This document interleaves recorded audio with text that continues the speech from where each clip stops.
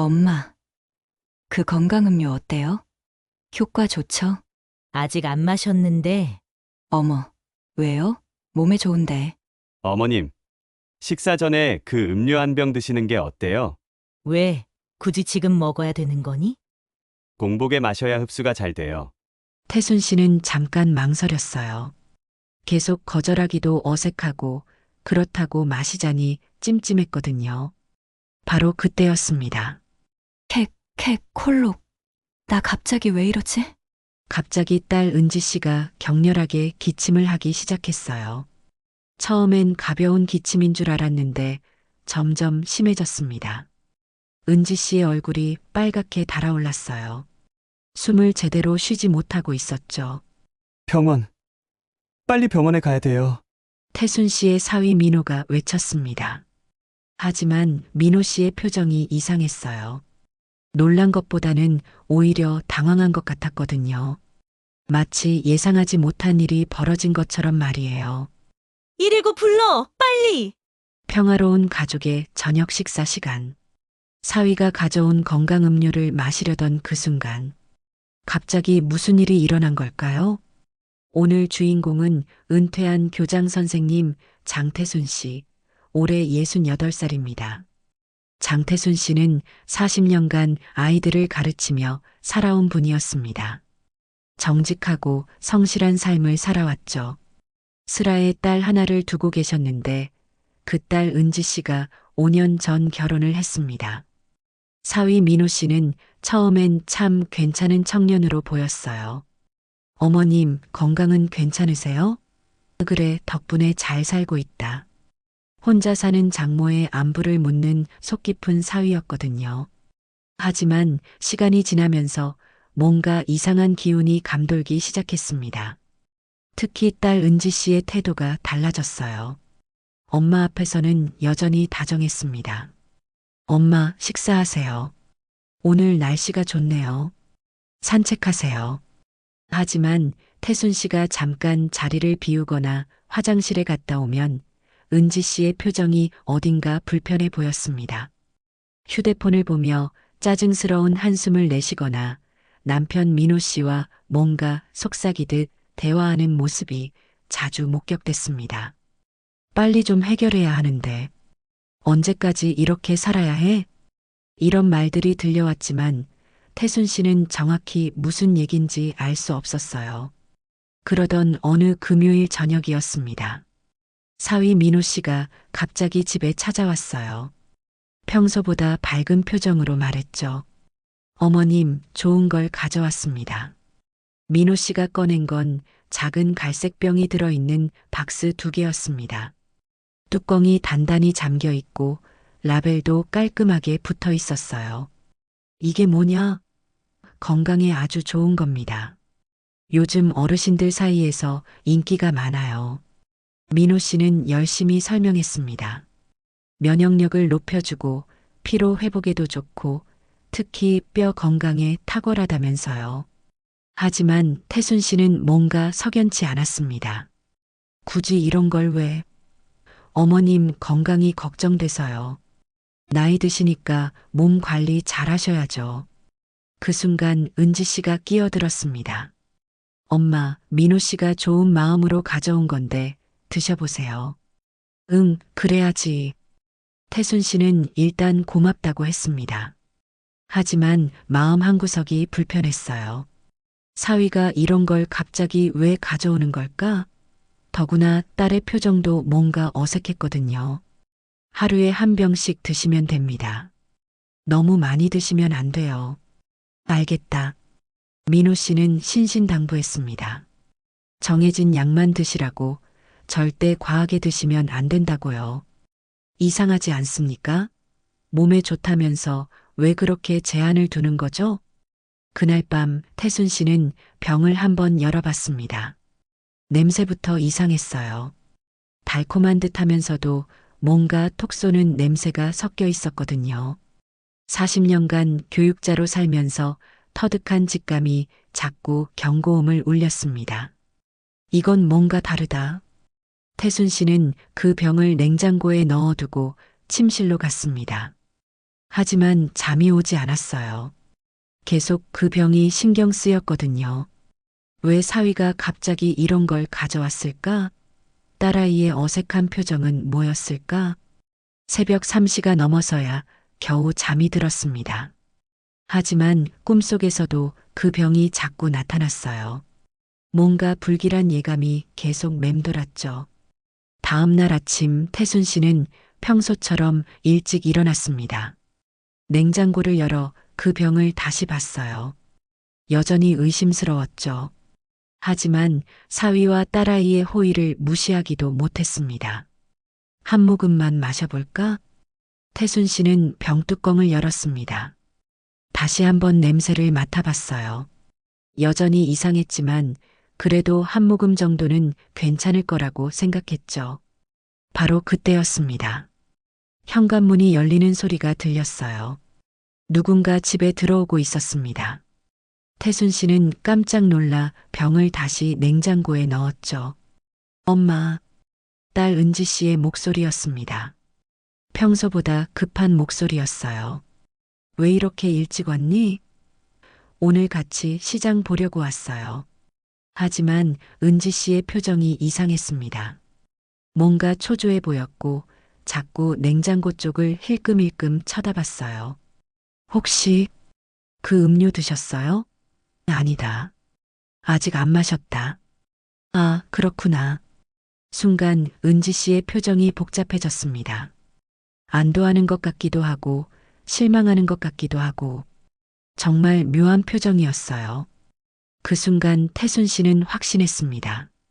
분명히 뭔가 이상한 일이 벌어지고 있다고요. 40년간 아이들을 가르치며 쌓인 경험이 말하고 있었습니다. 이건 그냥 넘어갈 일이 아니라고요. 태순 씨의 직감은 과연 맞았을까요? 지금부터 그 의심스러운 음료의 정체가 드러나기 시작합니다. 과연 사위와 딸은 왜 이런 일을 벌인 걸까요?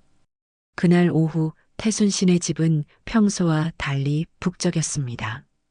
은지 씨와 민호 씨가 함께 찾아와 저녁 식사를 하자고 했거든요. 태순 씨는 뭔가 어색했지만 거절할 수는 없었어요. 어머님, 오랜만에 가족끼리 밥 한 끼 해요. 그래, 좋다. 하지만 뭔가 분위기가 이상했습니다. 민호 씨는 자꾸 시계를 보며 안절부절했고 은지 씨는 평소보다 말이 많았어요. 마치 뭔가를 감추려는 것 같았죠. 엄마, 그 건강음료 어때요? 효과 좋죠? 아직 안 마셨다. 어머, 왜요? 몸에 좋은데. 은지 씨가 자꾸 그 음료 얘기를 꺼냈습니다. 태순 씨는 점점 의심스러워졌어요. 왜 이렇게 집요하게 그 음료를 마시라고 하는 걸까요? 저녁 준비를 하면서 태순 씨는 유심히 지켜봤습니다. 은지 씨가 냉장고를 열 때마다 그 갈색 병들을 힐끔거렸어요. 그리고 민호 씨와 눈빛으로 뭔가 신호를 주고받는 것 같았죠. 어머님, 식사 전에 그 음료 한 병 드시는 게 어때요? 왜 굳이? 공복에 마셔야 흡수가 잘 돼요. 민호 씨가 직접 냉장고에서 병을 꺼내왔습니다. 뚜껑을 열어 태순 씨 앞에 내밀었어요. 달콤하면서도 이상한 냄새가 다시 올라왔습니다. 태순 씨는 잠깐 망설였어요.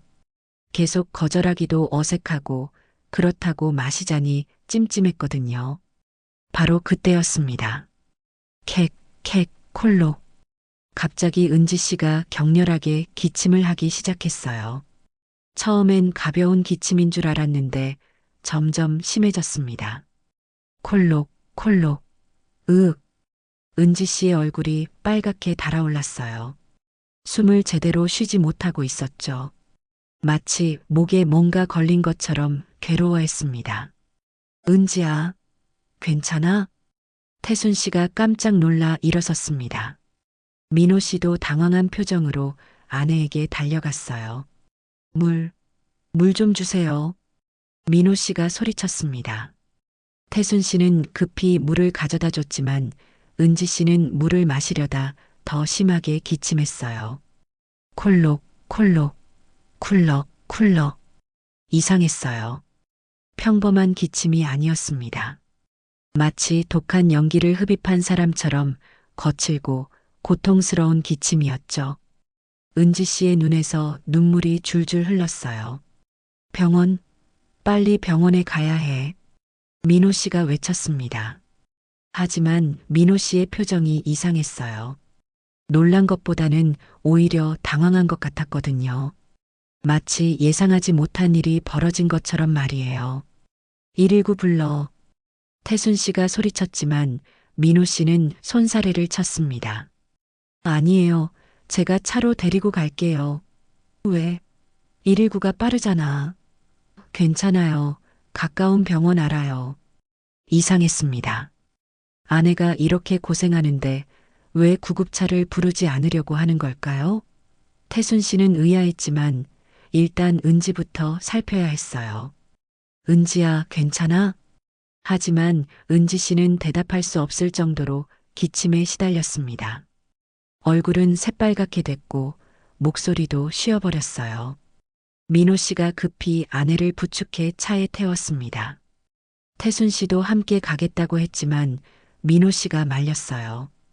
어머님은 집에 계세요. 큰일 아니에요. 뭔 소리야? 내가 같이 가야지. 정말 괜찮아요. 제가 잘 데리고 갈게요. 결국 민호 씨는 은지 씨만 태우고 병원으로 향했습니다. 태순 씨는 혼자 집에 남겨졌죠. 마음이 불안해서 어쩔 줄을 몰랐어요. 대체 무슨 일이지? 태순 씨는 식탁 위를 보니 아까 민호 씨가 꺼낸 그 건강음료병이 그대로 놓여 있었어요. 뚜껑이 열린 채로 말이죠. 그때 이상한 냄새를 맡았습니다. 음료에서 나는 냄새가 아니었어요. 공기 중에 떠도는 뭔가 쏘는 듯한 냄새 같은 게 있었거든요. 태순 씨는 조심스럽게 음료병을 들어서 유심히 살펴봤습니다. 그러다 깜짝 놀랐어요. 병 바닥에 이상한 가루 같은 게 앉아 있었거든요. 마치 뭔가 섞여 있던 것이 가라앉은 것 같았죠. 이게 뭐지? 태순 씨는 더욱 의심스러워졌습니다. 은지가 갑자기 기침한 것도, 민호 씨가 119를 부르지 못하게 한 것도 모든 게 이상했어요. 2시간 후 민호 씨에게서 전화가 왔습니다. 어머님, 은지 괜찮습니다. 뭐가 어떻게 된 거냐? 의사 선생님이 알레르기 반응이라고 하네요. 알레르기? 은지 씨는 특별한 알레르기가 없는데 말이죠. 태순 씨는 더욱 의아했어요. 언제 들어오냐? 오늘은 병원에서 하룻밤 입원해요. 검사 더 해봐야 한대요. 전화를 끊은 후 태순 씨는 혼자 생각에 잠겼습니다. 너무 많은 것들이 이상했어요. 갑자기 찾아온 건강음료, 딸아이의 이중적인 태도, 사위의 당황한 표정, 그리고 은지 씨의 갑작스런 기침. 특히 그 기침이 신경 쓰였어요. 평범한 기침이 아니었거든요. 마치 해로운 물질을 흡입한 사람의 반응 같았죠. 태순 씨는 다시 그 음료병을 들어봤습니다. 냄새를 맡아보니 더욱 이상했어요. 과일향 같은 달콤한 냄새 속에 뭔가 이상한 냄새가 섞여 있었거든요. 이건 단순한 건강음료가 아니야. 그날 밤 태순 씨는 잠들 수 없었습니다. 계속 은지 씨의 고통스러운 기침 소리가 귀에 맴돌았어요. 그리고 민호 씨의 당황한 표정도 잊혀지지 않았죠. 새벽 4시쯤 태순 씨는 중요한 결심을 했습니다. 이 음료를 검사 받아봐야겠다. 40년간 교육자로 살면서 쌓은 직감이 계속 경고하고 있었거든요. 이 음료에 분명히 뭔가 이상한 것이 들어있다고 말이죠. 다음 날 아침 일찍 태순 씨는 평생 친구인 박순옥 씨에게 전화를 걸었습니다. 박순옥 씨는 대학병원에서 30년간 간호사로 일했던 분이었어요. 순옥아, 급한 일이 있다. 뭔 일이야? 너한테 부탁할 게 있어. 만나서 얘기하자. 태순 씨는 그 음료병을 조심스럽게 보관했습니다. 뭔가 큰 일이 벌어지고 있다는 확신이 들었거든요. 태순 씨의 의심은 과연 맞는 걸까요? 그 건강 음료에는 정말 위험한 것이 들어있는 걸까요? 다음 날 오전 10시, 태순 씨는 평생 친구 박순옥 씨를 만났습니다. 순옥 씨는 대학병원에서 30년간 간호사로 일하다 은퇴한 분이었어요. 의료진만큼은 아니지만 웬만한 약물이나 증상에 대해서는 꿰뚫고 있었죠. 태순아, 무슨 일이야? 목소리가 심상치 않던데. 순우가 이걸 좀 봐줘. 태순 씨는 조심스럽게 그 갈색 병을 꺼냈습니다. 순옥 씨는 안경을 쓰고 자세히 들여다봤어요. 이게 뭐야? 사위가 건강음료라고 가져온 건데 뭔가 이상해. 순옥 씨가 병뚜껑을 열어 냄새를 맡아봤습니다. 그러더니 표정이 굳어졌어요. 태순아, 이거 뭐가 어때? 이 냄새 병원에서 맡아본 것 같은데. 순옥 씨는 30년간의 경험을 토대로 신중하게 냄새를 분석했습니다. 달콤한 과일 향 뒤에 숨어 있는 이상하게 톡 쏘는 냄새가 익숙했거든요. 혹시 어젯밤에 무슨 일 있었어? 응, 은지가 갑자기 심한 기침을 했어. 얼굴이 빨갛게 되면서 태순 씨는 어젯밤 일어난 일을 자세히 설명했습니다.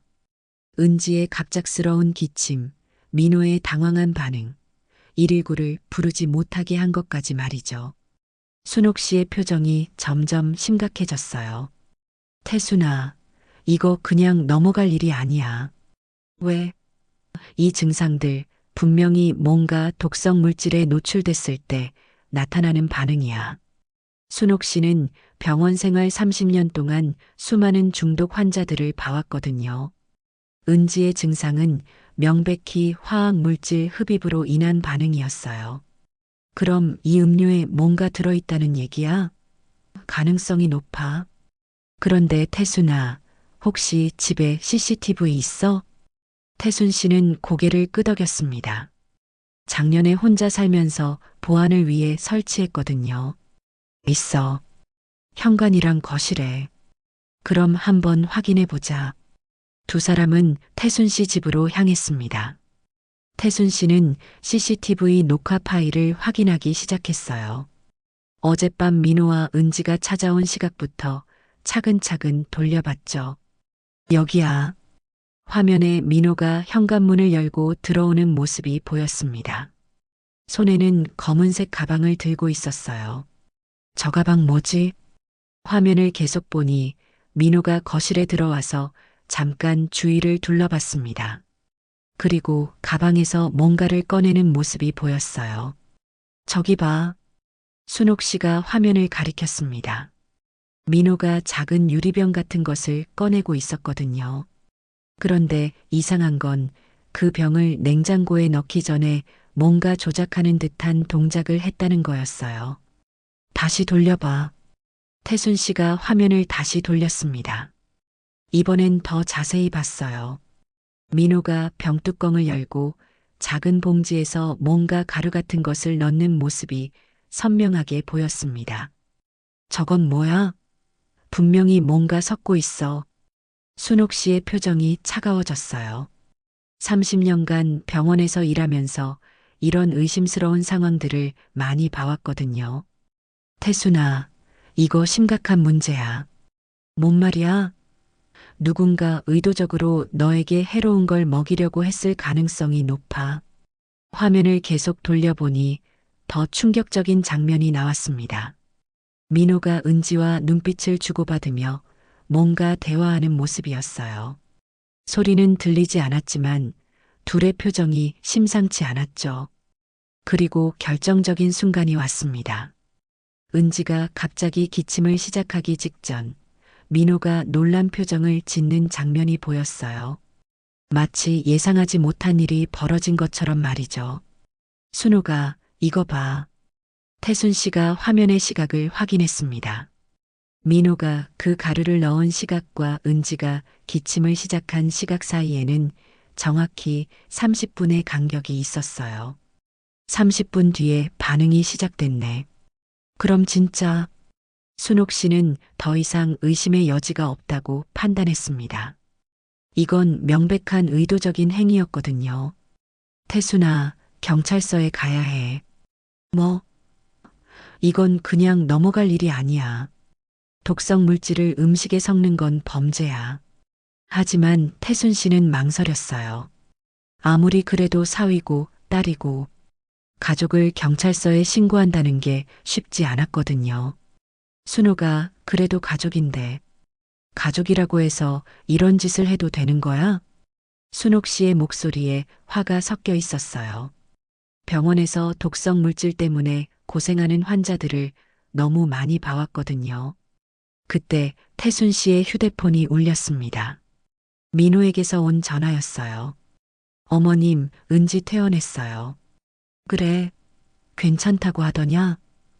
네, 의사가 단순 알레르기라고 하네요. 단순 알레르기? 태순 씨는 CCTV 화면을 보며 씁쓸하게 웃었어요. 이게 단순한 알레르기일 리가 없잖아요. 언제 집에 와? 지금 가는 중이에요. 전화를 끊자마자 순옥 씨가 말했습니다. 태순아, 지금 당장 결정해야 해. 얘들이 집에 오기 전에. 뭘? 경찰서에 갈 건지 아니면 직접 따져볼 건지. 태순 씨는 고민에 빠졌습니다. 40년간 교육자로 살아온 그에게는 너무 큰 결단이었어요. 하지만 CCTV 화면 속 민호의 모습은 분명했습니다. 의도적으로 뭔가를 섞고 있었거든요. 순호가 일단 더 확실한 증거가 필요해. 뭔 증거? 얘들이 무슨 목적으로 이런 짓을 하는지 알아야 해. 순옥 씨도 고개를 끄덕였어요. 단순히 CCTV 영상만으로는 부족했거든요. 동기를 알아야 사건의 전체 그림이 보일 테니까요. 그럼 어떻게 할 거야? 오늘 밤에 숨어서 지켜볼까 해. 태순 씨는 결심했습니다. 민호와 은지가 집에 올 텐데 그때 그들의 대화를 엿들어 보기로 한 거였어요. 저녁 7시 민호와 은지가 집에 찾아왔습니다. 은지는 여전히 기침을 조금씩 했지만 많이 나아 보였어요. 엄마, 걱정 많이 하셨죠? 괜찮으니까 다행이다. 하지만 태순 씨는 이미 모든 걸 알고 있었어요. 다만 모르는 척하며 지켜봤죠. 어머님, 그 건강음료 어떠세요? 아직 안 마셨다. 왜요? 몸에 정말 좋은데. 민호가 또 그 음료를 권했습니다. 하지만 이번엔 태순 씨가 확신을 가지고 거절했어요. 오늘은 몸이 별로라 내일 마시겠네. 아, 그러세요. 민호의 표정에 살짝 실망감이 스쳤습니다. 하지만 금세 다른 얘기로 돌렸어요. 그날 밤 11시 태순 씨는 침실에서 몰래 나와 거실 근처에서 숨어 있었습니다. 민호와 은지가 뭔가 대화를 나눌 거라고 예상했거든요. 과연 30분 후 두 사람의 목소리가 들려왔습니다. 여보, 이거 언제까지 해야 해? 조금만 더 참아. 집만 팔면 다 끝나. 그런데 그날 내가 갑자기 기침한 건 뭐야? 그거 실수했어. 양을 잘못 계산했나 봐. 태순 씨의 손이 떨렸습니다. 정말로 의도적인 행위였던 거예요. 그것도 집을 팔기 위해서 말이죠. 사실 은지 씨는 처음부터 이 일에 동의한 게 아니었습니다. 민호가 처음 이 계획을 꺼냈을 때 은지는 펄쩍 뛰었어요. 민호야, 미쳤어? 엄마한테 어떻게 이런 짓을? 다른 방법이 없어. 빚쟁이들이 내일까지 돈 안 갚으면 다리 부러뜨린다고 했어. 민호는 절박했습니다. 사업 실패로 생긴 5억의 빚은 감당할 수 없는 수준이었거든요. 하지만 은지는 끝까지 반대했어요. 그래도 이건 아니야. 엄마한테 솔직하게 말씀드리자. 어머님이 5억을 어떻게 마련해? 집 파는 수밖에 없어. 민호의 말이 맞았어요. 태순 씨가 가진 재산은 집이 전부였거든요. 하지만 직접 집을 달라고 말할 수는 없었죠. 그럼 다른 방법을 찾자. 3개월 동안 다른 방법 찾아봤어. 이것밖에 없어. 민호는 계속 설득했습니다. 아프게 하는 게 아니라 그냥 조금씩 몸을 약하게 만들어서 스스로 요양원에 가고 싶어 하게 만들자고 했어요. 조금씩만 넣으면 돼. 그냥 피곤해 하시고 기운 없어 하시고. 그래도 요양원이 더 좋을 수도 있어. 어머님 혼자 계시는 것보다 사람들하고 함께 계시는 게. 은지는 점점 흔들리기 시작했어요. 빚쟁이들의 협박 전화가 하루에도 몇 번씩 왔거든요. 우리 집까지 압류당하면 어떡해? 그러면 우리도 길거리에 나앉는 거야. 결국 은지는 마지못해 동의했습니다. 하지만 마음 한구석은 계속 무거웠어요. 실제로 엄마를 만날 때마다 죄책감에 시달렸습니다. 평소보다 더 다정하게 대한 것도 그 때문이었어요. 엄마, 식사하세요. 오늘 날씨가 좋네요. 이렇게 말하면서도 속으로는 계속 사과하고 있었거든요. 엄마, 정말 죄송해요. 우리도 어쩔 수 없어서. 특히 엄마가 그 음료를 마시려고 할 때는 순간적으로 말리고 싶었어요. 하지만 민호의 눈치 때문에 그럴 수 없었죠. 은지는 자신만의 변명, 논리도 만들었습니다. 엄마 혼자 계시면 외로우실 텐데 요양원이 더 나을 거야. 집값으로 좋은 요양원 보내드릴 수 있어. 아프게 하는 게 아니라 그냥 조금 기운 없으시게만. 하지만 이런 변명들도 결국 자신을 속이는 것에 불과했어요.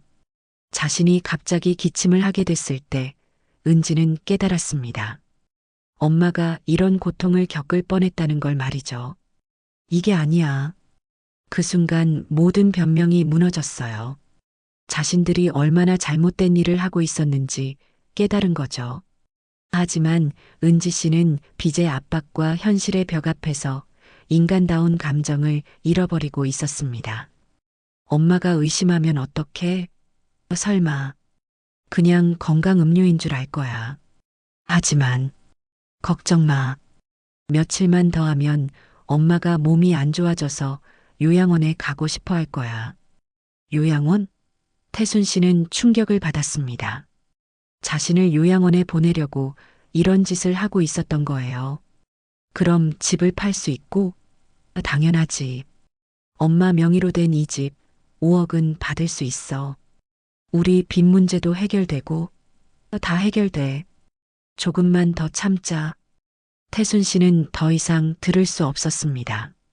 사랑하는 딸과 사위가 자신을 이용해서 집을 빼앗으려 했던 거였어요.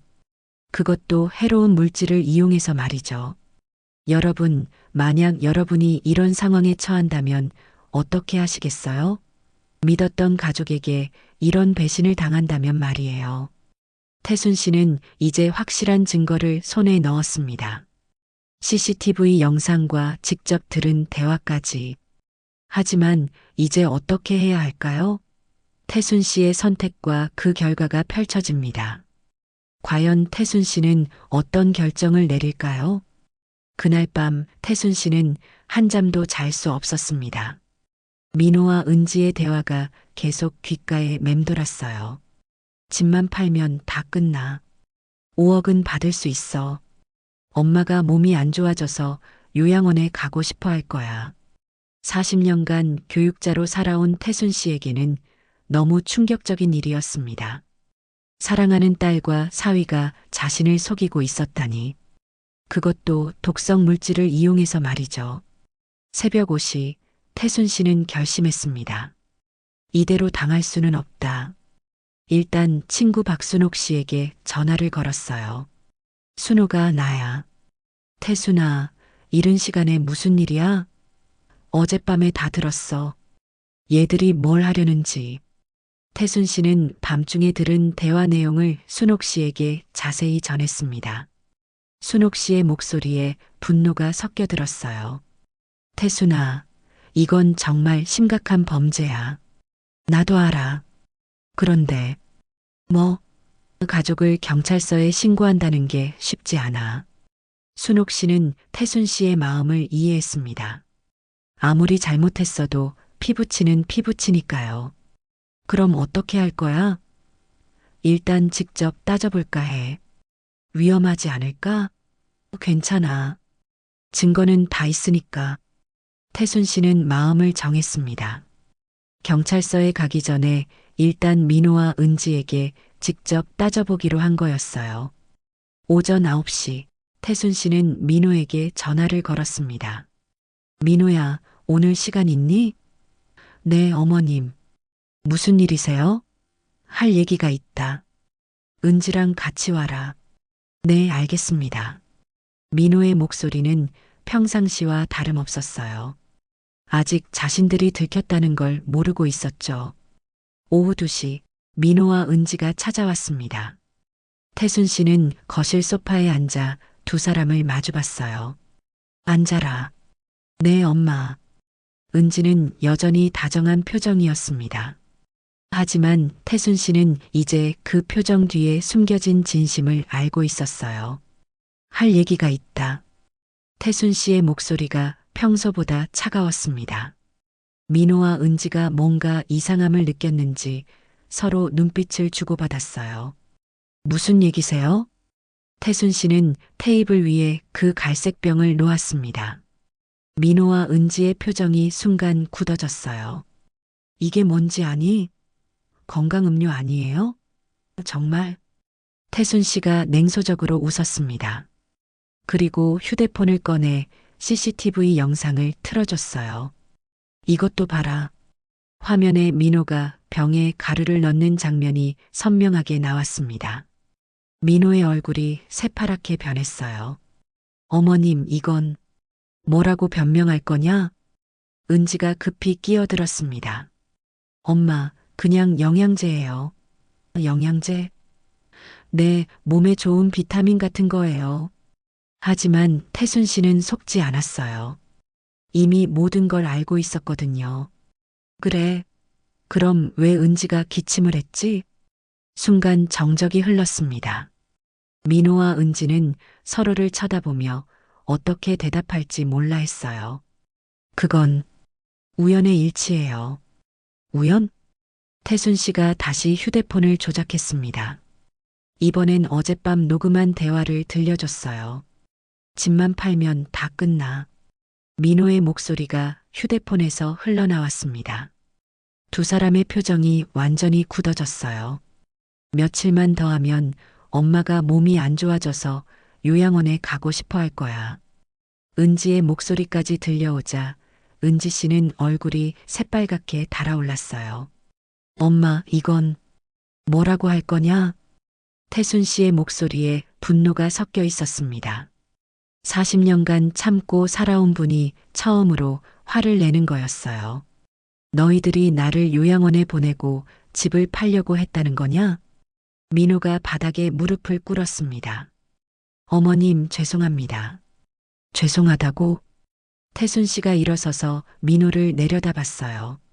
키 큰 민호가 무릎 꿇고 있으니 더욱 초라해 보였죠. 그 해로운 물질이 뭐냐?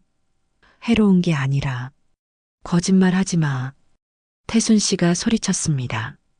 평생 온화하게 살아온 분이 이렇게 소리치는 모습을 본 건 은지도 처음이었어요. 엄마, 진정하세요. 내가 어떻게 진정해?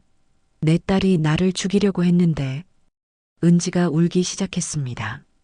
하지만 태순 씨는 더 이상 속지 않았어요. 그 눈물도 가짜겠지. 엄마, 정말 죄송해요. 왜 했냐? 태순 씨가 차갑게 물었습니다. 은지는 한참 동안 말을 못했어요. 민호가 대신 입을 열었습니다. 빚 때문이었습니다. 빚? 사업이 망해서 5억 정도 빚이 생겼어요. 5억. 정확히 집값과 같은 금액이었어요. 태순 씨는 씁쓸하게 웃었습니다. 그래서 나를 죽이려고 했다는 거냐? 죽이려던 게 아니라. 그럼 뭐냐? 민호가 고개를 숙였습니다. 더 이상 변명할 말이 없었거든요. 그냥 조금씩 몸을 안 좋게 만들려고 했어요. 조금씩? 네, 그래서 어머님이 스스로 요양원에 가고 싶어 하시게. 태순 씨는 어이가 없었어요. 자신의 건강을 해치면서까지 집을 빼앗으려 했다는 거잖아요. 그 물질이 정확히 뭐냐? 수면제랑 다른 약물들. 민호가 떨리는 목소리로 대답했습니다. 수면제와 다른 약물들을 섞어서 조금씩 투여하면 점점 몸이 약해진다는 걸 알았던 거예요. 어디서 구했냐? 인터넷에서. 요즘은 인터넷으로 못 구할 것이 없으니까요. 하지만 그렇다고 해서 용서될 일은 아니었어요. 태순 씨가 은지를 쳐다봤습니다. 은지야, 너도 동의했냐? 엄마. 은지가 눈물을 흘리며 고개를 끄덕였어요. 처음에는 반대했어요. 하지만 빚이 너무 많아서. 그래서 엄마를 독살하려고 했다는 거냐? 독살이라는 단어가 나오자 두 사람이 완전히 무너졌어요. 우린 돈 때문에 눈이 멀었어요. 은지가 바닥에 엎드려 울었습니다. 하지만 태순 씨는 더 이상 동정심이 생기지 않았어요. 40년간 너를 키우면서 이런 걸 가르쳤냐? 태순 씨의 목소리에 실망감이 가득했습니다. 교육자로서 그리고 엄마로서 느끼는 배신감이었죠. 죄송합니다, 어머님. 민호가 계속 사과했지만 태순 씨는 이미 결심을 굳혔어요. 나는 경찰서에 갈 거다. 어머님, 이건 범죄야. 독성 물질을 음식에 섞는 건 살인미수라고. 두 사람이 놀라서 일어섰어요. 엄마, 제발 용서해 주세요. 하지만 태순 씨는 흔들리지 않았어요. 만약 내가 그 음료를 계속 마셨다면 그건 내가 죽을 수도 있었잖아. 태순 씨가 휴대폰으로 일일이에 전화를 걸었습니다. 여보세요. 신고할 일이 있습니다. 민호와 은지가 발을 동동 굴렀지만 태순 씨는 신고를 완료했어요. 30분 후 경찰이 도착했습니다. 태순 씨는 CCTV 영상과 녹음 파일, 그리고 그 독성 음료를 모두 제출했어요. 어머님, 정말 신고하시는 겁니까? 경찰관도 가족 간의 일이라 망설였지만 증거가 너무 명확했어요. 네, 이건 범죄입니다. 결국 민호는 현행범으로 체포됐습니다. 독성 물질을 음식에 섞어 타인에게 해를 가하려 한 혐의였죠. 엄마. 은지가 울부짖었지만 태순 씨는 돌아보지 않았어요. 수사 결과 민호가 사용한 물질은 강한 수면제와 위장에 해로운 화학 물질이었습니다. 계속 복용했다면 정말 생명이 위험할 수도 있었어요. 재판에서 민호는 모든 죄를 인정했습니다. 빚 때문에 정신을 잃었습니다. 어머님께 죄송합니다. 판사는 민호에게 징역 2년을 선고했어요. 독성 물질을 이용한 살인미수 혐의였죠. 은지는 공범으로 인정받았지만 실제로 물질을 넣지 않았다는 이유로 집행유예를 받았습니다. 법정을 나오면서 태순 씨는 혼잣말로 중얼거렸어요. 사랑도 가족도 때로는 칼이 되는구나. 여러분, 만약 여러분이 태순 씨 같은 상황에 처한다면 어떤 선택을 하실까요? 가족의 배신 앞에서 법적 조치를 취하는 것이 옳을까요? 아니면 가족이니까 용서해야 할까요? 태순 씨는 힘든 결정을 내렸습니다. 하지만 모든 소란이 끝난 후 태순 씨에게는 어떤 시간이 기다리고 있을까요? 재판이 끝난 지 3개월이 흘렀습니다. 태순 씨의 집은 다시 조용해졌어요. 민호는 감옥에 있고 은지는 태순 씨 집 근처에 얼굴을 보이지 않고 있었거든요.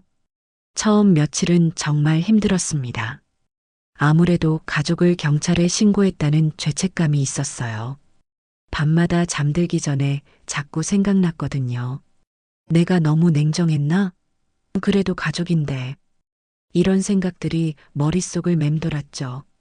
하지만 친구 박순옥 씨가 자주 찾아와 위로해줬어요. 태순아, 넌 잘못한 게 없어. 그래도 가족이라고 해서 범죄를 저질러도 되는 건 아니야. 순옥 씨의 말이 맞았어요. 만약 태순 씨가 그 음료를 계속 마셨다면 정말 큰일 날 뻔했거든요. 어느 날 태순 씨는 정원 가꾸기를 시작했습니다. 예전부터 관심이 있었지만 바빠서 하지 못했던 일이었어요. 이제는 내 삶을 살아보자. 태순 씨는 근처 원예점에서 여러 가지 모종을 샀습니다. 토마토, 상추, 고추, 그리고 예쁜 꽃들까지 말이죠. 처음엔 서툴렀어요. 물을 너무 많이 줘서 뿌리가 썩기도 하고 벌레가 생겨서 당황하기도 했죠. 하지만 점점 재미를 느끼기 시작했어요. 아, 이렇게 조금씩 자라는구나. 매일 아침 일어나서 정원을 돌보는 게 일상이 됐습니다. 물을 주고 잡초를 뽑고 벌레를 잡고 단순한 일들이었지만 마음이 평온해졌어요. 한 달 후 순옥 씨가 놀라며 말했습니다. 태순아, 표정이 많이 밝아졌네. 그래. 응, 예전보다 훨씬 편해 보여. 정말 그랬어요. 가족 때문에 받았던 스트레스가 사라지니 오히려 홀가분했거든요. 40년간 교직에 있으면서도 이렇게 자유로운 기분은 처음이었어요. 여름이 되자 정원에 변화가 생겼습니다.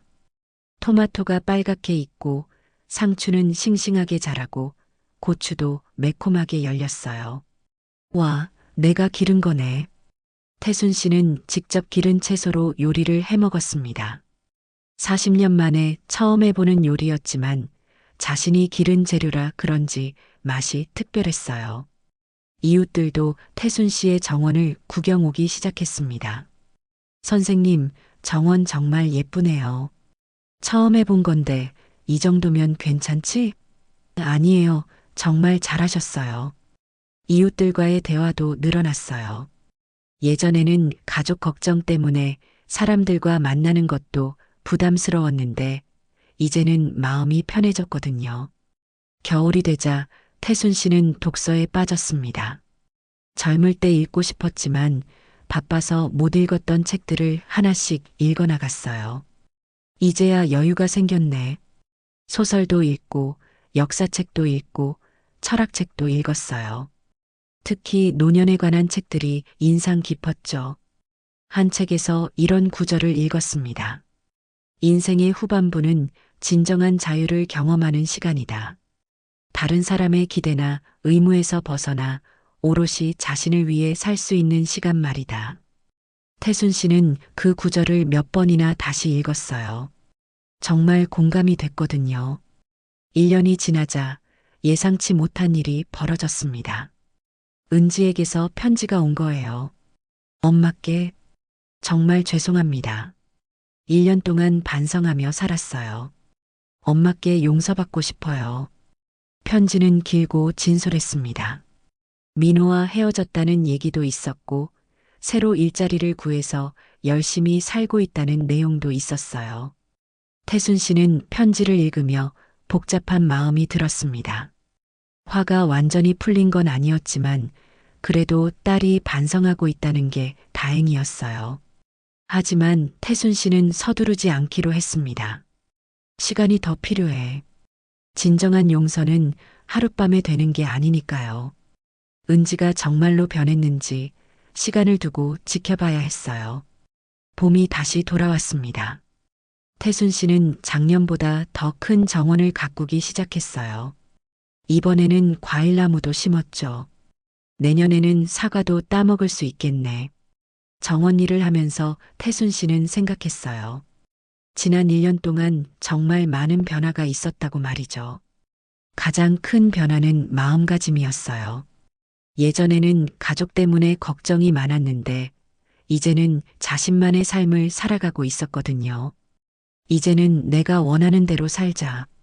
물론 가끔 외로울 때도 있었어요. 저녁에 혼자 밥을 먹을 때나 TV를 보다가 웃긴 장면이 나와도 같이 웃을 사람이 없을 때는 쓸쓸했죠. 하지만 그런 외로움보다 자유로움이 더 컸어요. 아무도 자신을 속이지 않고 아무도 자신을 이용하지 않는 평온함이 좋았거든요. 어느 날 저녁 태순 씨는 정원에서 차를 마시며 생각에 잠겼습니다. 참 많은 일이 있었네. 수면제 음료 사건부터 시작해서 재판, 그리고 지난 1년간의 변화까지. 정말 드라마 같은 일들이었어요. 그래도 이제는 괜찮다. 태순 씨는 확신했어요. 비록 힘든 일을 겪었지만 그 덕분에 진정한 자신의 삶을 찾을 수 있었거든요. 하늘에 별이 하나둘 나타나기 시작했습니다. 태순 씨는 그 별들을 보며 속으로 중얼거렸어요. 배신 뒤에도 삶은 계속되는구나. 그리고 웃었습니다. 오랜만에 진심으로 웃는 얼굴이었어요. 여러분, 태순 씨의 이야기 어떠셨나요? 때로는 가장 가까운 사람이 가장 큰 상처를 주기도 합니다. 하지만 그런 배신과 상처를 딛고 일어서서 새로운 삶을 시작할 수 있다는 것, 그것이 바로 인생의 힘이 아닐까요? 나이가 들수록 진정한 자유와 평화를 찾아가는 것, 그것이 노년의 지혜일지도 모릅니다. 태순 씨처럼 여러분도 자신만의 행복을 찾아가시길 바랍니다. 오늘 이야기가 공감되셨다면 구독과 좋아요 꾹꾹 눌러서 응원해 주세요. 다음 영상 만드는데 큰 힘이 됩니다. 끝까지 들어주셔서 감사합니다.